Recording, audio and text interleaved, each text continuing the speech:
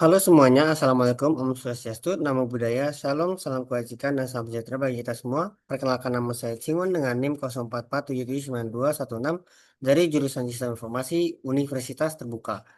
Jadi pada kesempatan kali ini saya ingin membuat video mengenai tugas mata kuliah Pancasila dan kode matkul MKWN 4110 yang saya berikan judul yaitu Pelajaran dari Sejarah Pancasila bagi generasi muda.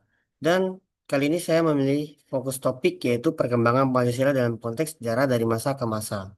Dalam video singkat ini kita akan merefleksikan perjalanan Pancasila melalui berbagai era sejarah Indonesia dan melihat pelajaran berharga yang bisa kita ambil sebagai generasi muda.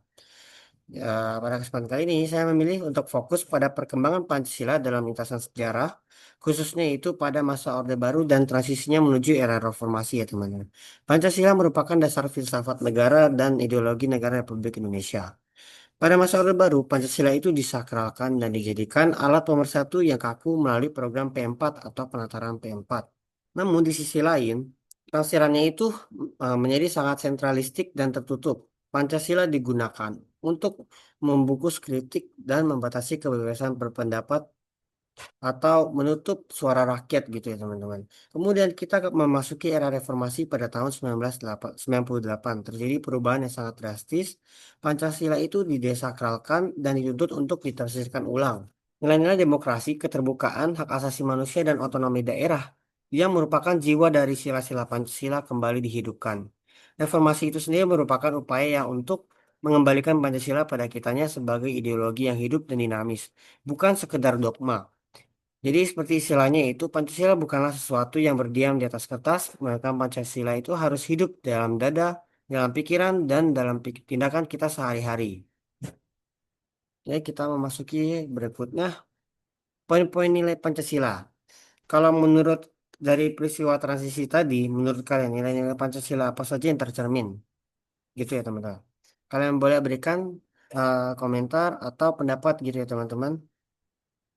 Kalau kita ketahui sendiri, Pancasila itu dilambangkan dengan bentuk burung Garuda dan yang memiliki 5 simbol ya teman-teman, yaitu yang pertama bintang, rantai, pohon beringin, banteng, dan gandum dan kapas, dan juga memiliki tulisan yaitu Bhinneka Tunggal Ika ya teman-teman. Jadi dari kalau menurut saya sendiri ya teman-teman, poin-poin nilai Pancasila yang sangat penting yaitu yang terwujud pada era tadi ya teman-teman atau masa Orde Baru dan juga transisinya menuju ke era reformasi itu ada dua yaitu Kepala Banteng dan Padi dan Kapas ya teman-teman.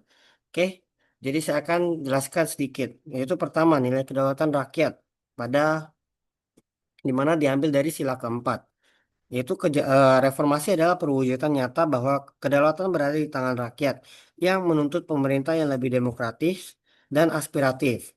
Yang kedua, yaitu nilai keadilan sosial. Kejatuhan Orde Baru menyadarkan kita bahwa pembangunan ekonomi harus berkeadilan dan tidak boleh hanya dinikmati oleh segelintir orang.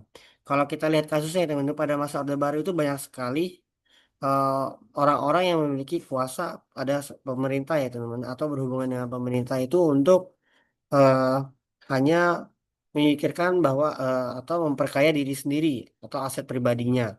Kemudian yang ketiga yaitu nilai musyawarah untuk mufakat. Jadi kedua ini yang nilai kedua dan nilai ketiga itu merupakan sila dari kelima ya teman-teman, yaitu gandum dan kapas.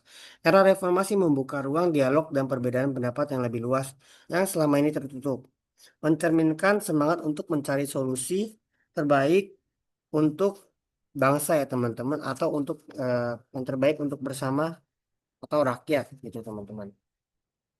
Selanjutnya apa sih pelajarannya untuk kita? Pelajaran dari sejarah Pancasila mengajarkan generasi muda pentingnya toleransi, persatuan, semangat kebersamaan, dan keterlibatan aktif untuk menjadikan Pancasila sebagai pedoman hidup di masa kini dan masa depan. Dan menurut saya sendiri ya, pelajaran terbesarnya itu bahwa Pancasila merupakan perekat bangsa yang tangguh. Tetapi ia harus ditafsirkan secara inklusif dan dinamis sebagai generasi muda di era digital ini.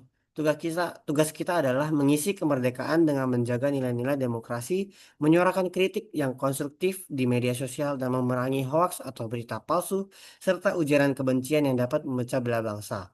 Kita harus menjadi garda terdepan yang memastikan Pancasila tetap relevan sebagai panduan hidup berbangsa. Jadi, demikian presentasi singkat saya, teman-teman.